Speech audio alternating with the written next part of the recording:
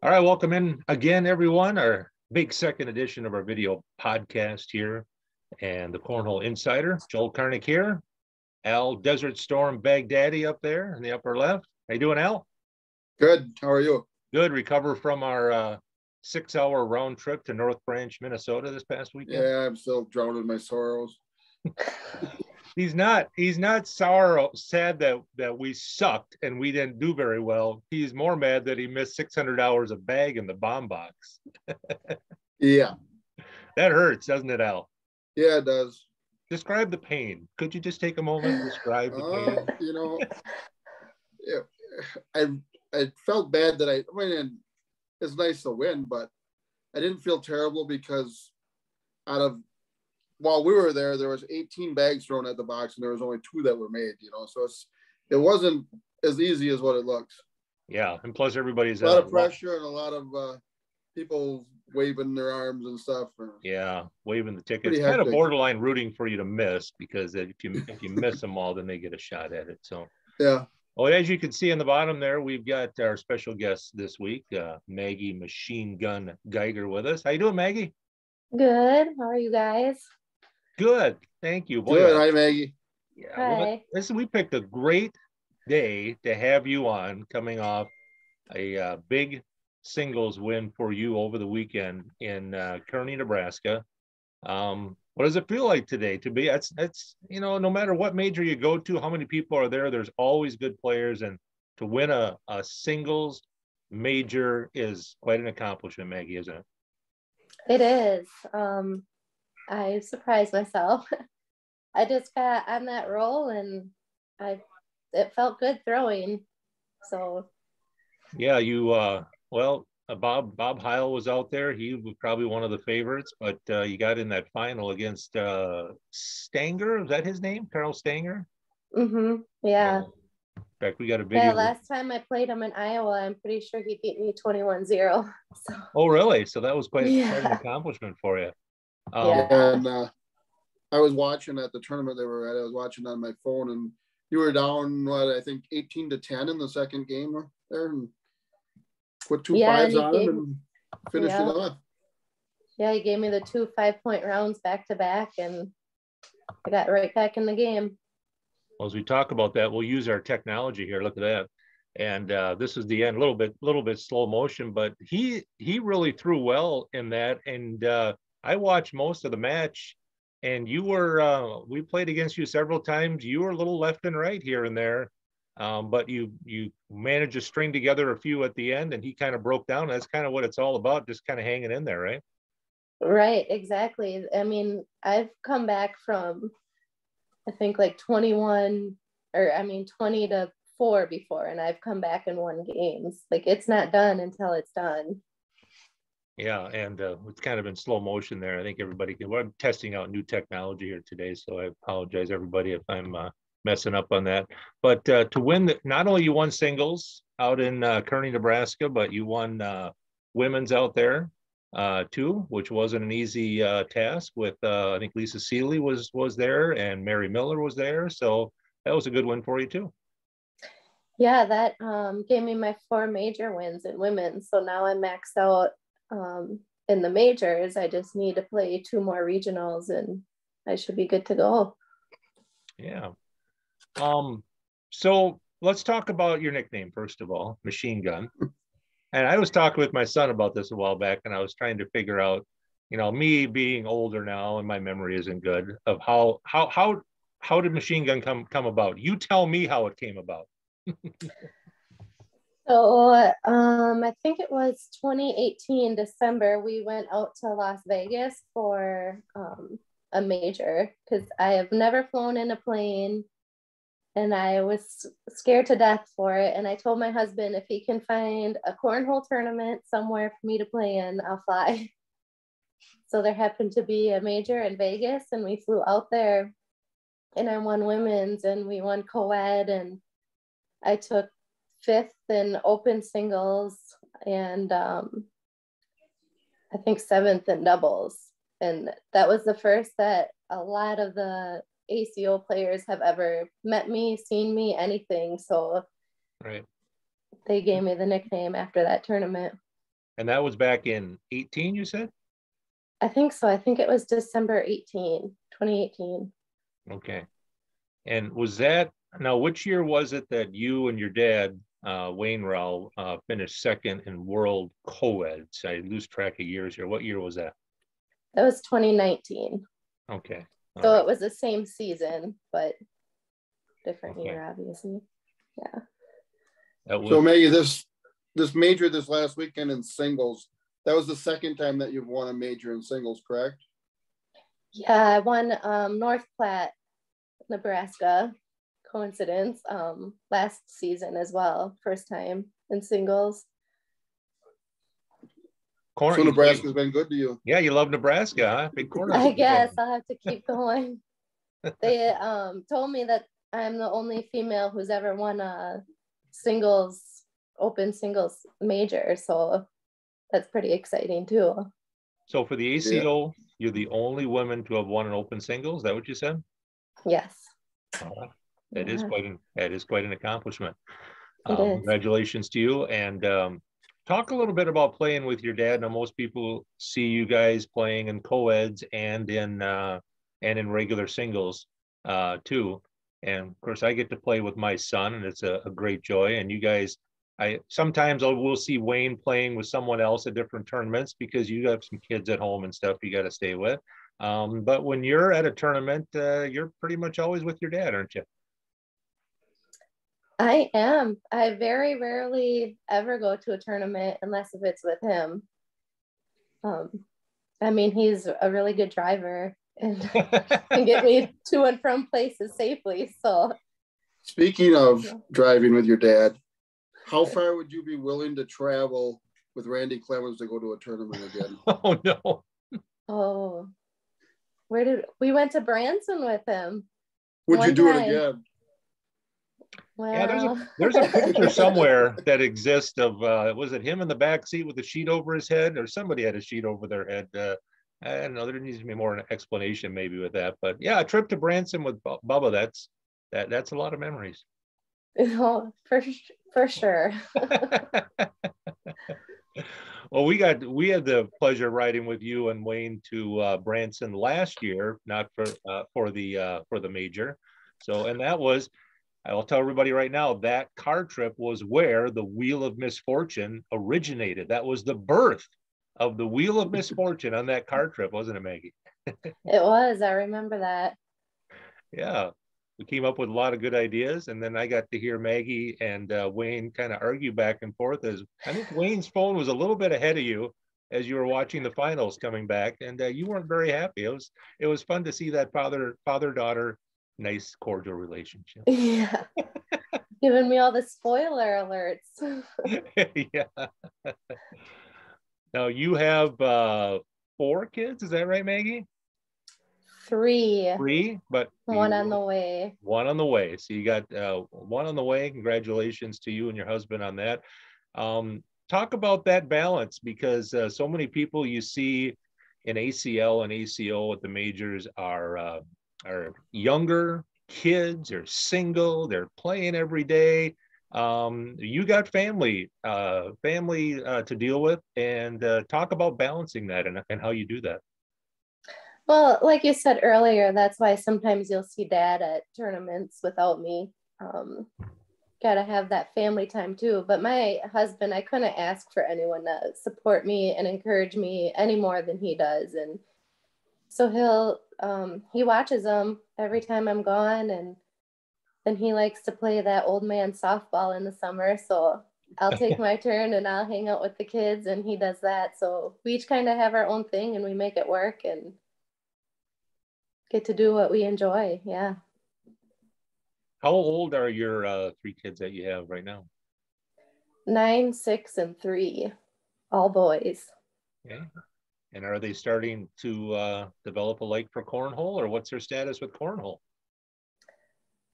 Yes, Yeah. but I'll go to local tournaments. I'll take my oldest with me to local tournaments, and we'll play. And we went to one Memorial weekend, and we pulled off 1 win in a game. So we were pretty excited about that. but we're getting there someday. Someday, all right.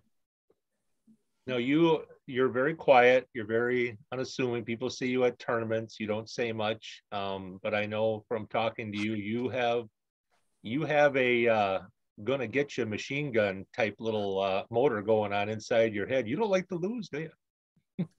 Well, does anybody? Well, No. some people I think are more accepting of it than others. Maybe they consider it to be a social event, but you just don't like to lose, do you? I don't. I mean, that's where it comes in with my family too. Like, I am very bound and determined if I'm going to spend a weekend away from my children, like, I'm going to make it worth my while. Like, I'm not going to go somewhere and get O2 barbecued. I want to have a reason I went, you know? Yeah. Yeah. Very true. Hey, Maggie, do you practice a lot? I get the feeling that No. you don't. It's kind of you must just have your throw perfected where it comes easy to you, know, that your mechanics stay the same all the time, you know. That I noticed even at Badger State games, you made it to the finals, you know, and you were waiting a long time between matches there. And usually you'll see like Bob Heil and Steve Schrader, if there's an empty board, they're throwing all the time, you know, where you just sit there and wait for your next game and do a down and back and you're ready to go. Yeah, well, I think that's what plays in with having kids too. I don't get that practice time. But I mean, don't get me wrong, like when Worlds comes up or a big tournament, like I'll try and throw maybe twice at night, like during the week, and it might be for an hour or so. So I do get a little practice in sometimes, but there's times that I'll go a month or more and just show up at a tournament and cross my fingers. Now, what's it like for you playing against your dad when you match up in singles? I always tell my son when we go to tournaments, I said, my goal today is to not play you because I really don't want to play him. Do you have a problem beating your dad's butt and just sending him down to the losers bracket? Do you have a problem with that? No, I enjoy doing that. All right, I love it. But that hasn't happened in a while. He's been getting me the last few times at regionals and stuff. So I mean, his time's coming. I'll get him at this next one. I'll put him down in the losers bracket. You are sponsored by Fly Bags. Talk about that transition from it's always great news when a player gets to be your level and you have a company that wants to sponsor you. But then for a lot of players, there is that transition. You were transitioning to a different type bag. Talk about that transition, and you really stuck with it because I know early on you struggled a little bit. It's a different type of bag. You've obviously figured it out, but what was that transition like for you? I mean, I think it's just any bag. Once you stick with one bag, one brand, and that's all you consistently throw, you learn the new tricks and the trades of these bags and how you can maneuver them around on the board. And then once you get them broken, you know, to your feel, your liking, everything just flows so much nicer. But I mean, Fly has been awesome too. They've sent me several prototypes and asked, you know, what do you want? Do you want them slower, a bigger fill, you know, like, so they worked on customizing it to my liking, how I want them to be. Yeah. And did I remember seeing a set of bags with MGG on it? Do you have that on it yet? Oh, I think I remember seeing that, don't I? I got these. Yeah. Oh boy. Yeah, a little machine gun on there. And then I just got these that just have the MG on them. Very nice. Yeah. So are those customized just for you, or can anybody order those? They're customized for me, but they're gonna make a batch for the public to buy if they would like. So I'm excited for that release to come out. Your own machine gun Geiger, and you're also associated with Wreck-It Boards. Is that correct? Yes, I am. How did that sponsorship come about for you? I actually met Kyle at Big Old Dorchester Days, had a tournament, And I actually think I was the one that recommended the tournament to him. That he was in Madison working that weekend or something like that. Yeah. So he's from Texas, but yeah, he comes up. I think he's originally from Wisconsin, and then he comes here for work every now and again. So I met him at a tournament, and then I don't know, we just kind of stayed in touch. And when the time came and I was looking for sponsors and stuff, we just chit-chatted a little bit, and it all worked out. All right. Well, talk a little bit about last summer and that the big $25,000 shootout that happened at Branson. That was the one we rode down with you with, and people see a little video here of that. Talk about that atmosphere, because that was really, and people are looking at the video here. I was there, my son was there, we were cheering you on, and here we'll see a video of you right here. I think you can see it, where you come out of the tunnel. It was everything that your personality isn't, really, Maggie, this whole thing, right? Yeah, exactly. Was that distracting for you at all?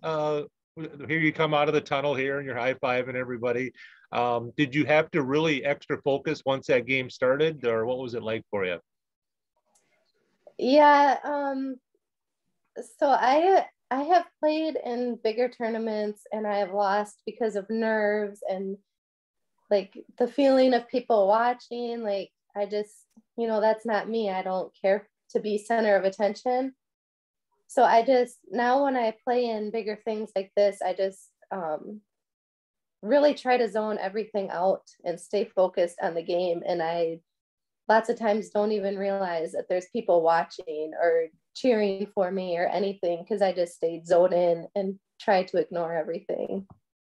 Yeah, you came out in that match and got off to a lead and played really well. And Josh Glover ended up, I think, getting you at the end on that. But Okay. I think we're going to see more of those type events ahead, aren't we, with the ACO? That was a special event. It sounds like they've got a lot more stuff planned for us.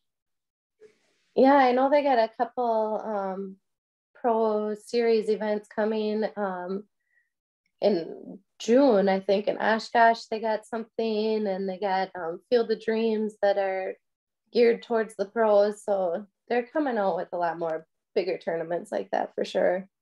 Yeah. Question, Maggie. Yeah. You won the Women's World Championship 2020, right? Yes. And in ACO, that's called the Queen of Cornhole. Did you get a crown or a robe or anything that goes with it? I remember Matt Guy having a robe when he was the King of Cornhole. No, I questioned him on that, but you only get the robe and the crown if you win open singles. Oh. Yeah. All right. So other than, talk about maybe one of your most disappointing losses, and we'll talk about some of your most memorable, but other than the fact that you were denied Chick-fil-A on a Sunday in Branson on the way home because we didn't realize it was a Christian family and they weren't open on Sundays. But other than that, that was a great disappointment. Have you had Chick-fil-A since then, by the way? Yes. You did? All right. Yes, I did. I think it was when we went to Worlds then in Florida. I think actually at the airport they had a Chick-fil-A, and as soon as I seen it, I'm like, we gotta stop. So as you look back in your career, you think of one match that you just kind of kick yourself in the butt for losing. What comes to mind? I would probably say 2019, the co-ed Worlds match. That was like the first time I was ever on a big stage like that, and I definitely got in my own head.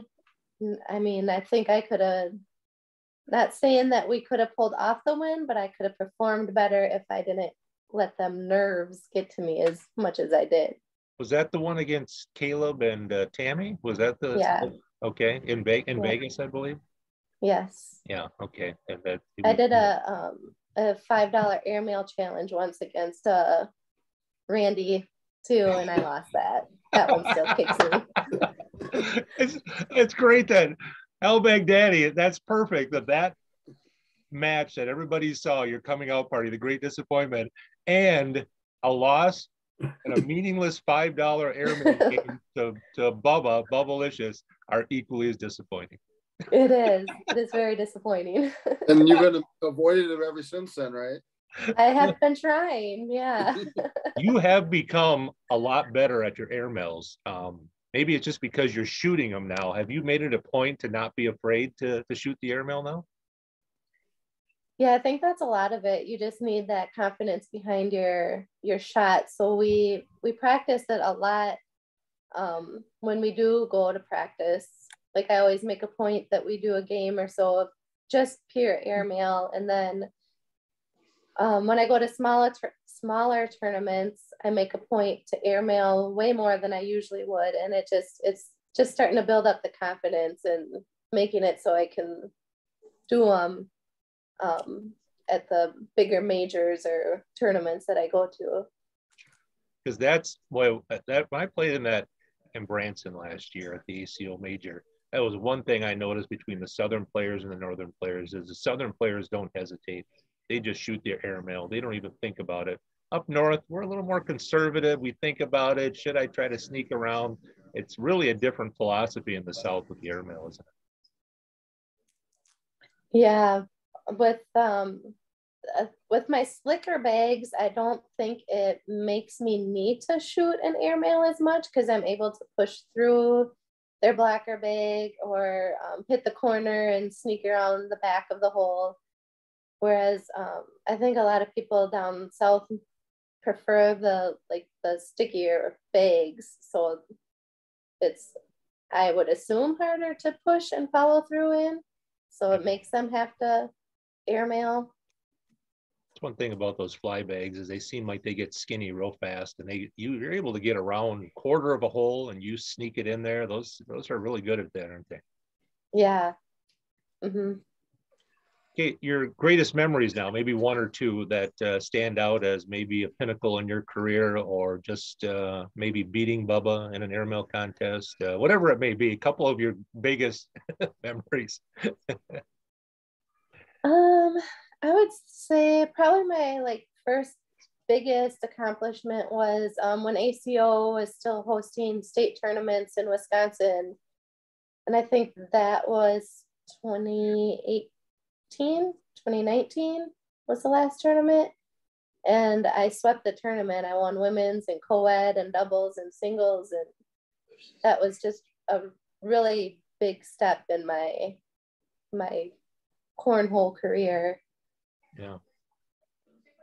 Are you contemplating? I know earlier in the year I talked to your dad, and he had kind of hinted up once in a while that you guys, you might try to make maybe an ACL Open just to kind of see what it's all about. And there's a lot of really, really good women's players in the ACO, and even as equally as many in the ACL. Are you kind of itching maybe to see how your talents match up against some of those ACL women too? Some of them were in ACO before.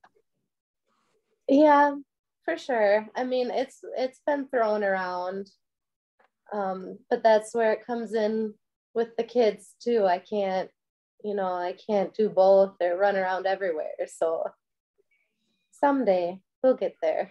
Yeah, there's time. You're young, right? Right. So what is the worst thing that a person can say to a pregnant woman? You're what, 6 months along, 5-6 months along? 6 months. At one point when my wife was pregnant, I made a reference to the fact that she was rather big.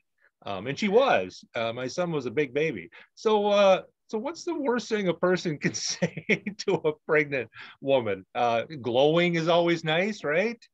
I guess. I don't let's see. I like watching, this weekend it happened a few times when people would ask when I was due, and I would say June, and their eyes would light up because they can't believe I still have 3 months left with how big my belly is. So that was nice. Well, what you should do is when they say, when are you due, you should just say, oh, I'm not pregnant. Right. Yeah. I should. I don't know if you remember or not, Maggie, but you were actually pregnant when the first time that I met you, which was at the Bakerville Bash, 2018, probably, something like that. Yeah, that could be.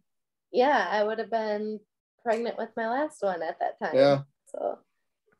So what, has there been a consistency of cravings for Maggie Geiger in her first 3 pregnancies? What can we see you munching on movie theater popcorn or jelly bean peanut butter sandwiches at tournaments, or any cravings? Everything. Everything. I don't know if there's any special cravings, just that now I have the excuse to use the pregnancy as why I can eat so much junk, right? My wife craved movie theater popcorn. I made many runs at a local theater for that. All right. Well, Maggie, anything else you got for Al? No, not really. I had one. Do you remember who was the last women's player from Wisconsin that you've lost to? And how long ago was that?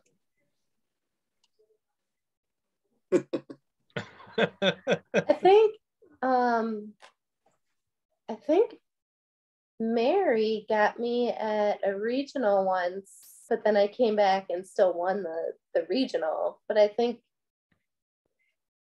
she got me in we must have been in the finals, and I think she got me in one, and then I came back. Well, I will safely say this, that Maggie is the best player in the state of Wisconsin and might be the best women's player in the world. Someday we'll find that out when the kids get a little older and you're able to maybe travel a little more and really play everybody in the country. But I'm sure that's a challenge that you're looking forward to, right? Down the line. Yes, for sure. All right. Well, Maggie, it's a pleasure to get to play alongside you at our regionals and be a part of our Cornhole family. You push us to make us better, and we always appreciate when you're at our tournaments and at regionals. So we wish you the best the rest of the season. Unless I see you in a singles bracket, then it's and I'm not going to wish you too much. Yeah, I remember. Oh, one more thing I want to remember. I remember when we made that trip to Branson. You gave me a tip on throwing. I don't know if you remember this, but you gave me a tip on throwing, and you said, I'll give you this. Before you gave me the tip, you said, I'm going to give you this tip as long as you promise not to get better and beat my butt like Bob Heil did. Well, the same thing with Blake. I remember telling your son Blake, I gave him some pointers, and all of a sudden at the next regional, he just walked right over me, and I'm like, that's the last time. I told my dad, I'm like, that's the last time I give anyone a hint or something that they should do with their throw. But obviously I still tell people what I think. Oh, you still do all right for yourself. So Maggie, thanks for taking time to join us. Got to know you a little bit here, and we appreciate it very much. And we'll see you down the line at some of the regionals and majors and the worlds in Branson too. Okay. Okay, sounds good. All right. Thanks, Maggie. Yeah, thank you guys. You bet. Al, we're going to hang on here. We're going to say goodbye to Maggie here. I think I know how to stop her video. There we go. All right. And Al, we just want to put a quick plug in. We got some stuff. We want to put a plug in for the Restore You Classic here in Park Falls, where there's going to be big money handed out in that division. Tell us a little bit about what we got going on there. Right now we're scheduled for a Friday night Switch Folio tournament. Last year, I think we had 34 people or something in that. Wouldn't get more this year. Saturday, bring your own partner doubles. If we get 32 players, it'll be $1,000 for first place. Hopefully we get more than that and we can raise the purse even more. And then we're going to follow that up with singles. And we're going to have lots of raffles, lots of games, try and raise some money. Some of it's going to go to the Children's Miracle Network, and some of it's going to go to the Park Falls Little League. All right. And that's the weekend of June 10th, right? Yep. And we're looking for any donations for raffles, or anybody wants to sponsor a board, any businesses, we're open to that. Yeah. So come join us in Park Falls, Wisconsin that weekend. It'll be a big weekend. It could be I think last year we had $1,000 payout and ended up, we didn't have quite enough teams, but it still like it was an $800 payout, wasn't it? $800 for first place last year. Yeah, for the doubles, and this will be the first year we're going to try and mix in some singles with that, and the blind draw on Friday night. And we even offer free shuttles to and from your hotel if you have a few too many beers. We did that last year for the North Metro crew. That was my most interesting part of the weekend. All right, check out Northern Wisconsin Cornhole on Facebook. Al and I are admins in that, and check out our new YouTube page. That's where you're watching this on. Please hit subscribe. You're not going to be, there's no charge or anything. It just helps us to get our numbers up a little bit as we build this. It's only our second video cast. So we'll try to get better looking by the next one. Maggie brought up the quality of our visual anyway, didn't she? Yeah. Well, yes, we got to find more better looking people than us. That's not going to be hard to do. It won't be Bubblicious. All right, Al. Good to see you. We'll talk to you down the line, and we'll have another show next week. Thanks, Al. All right. Bye. Thanks for tuning into the Cornhole Insider Videocast.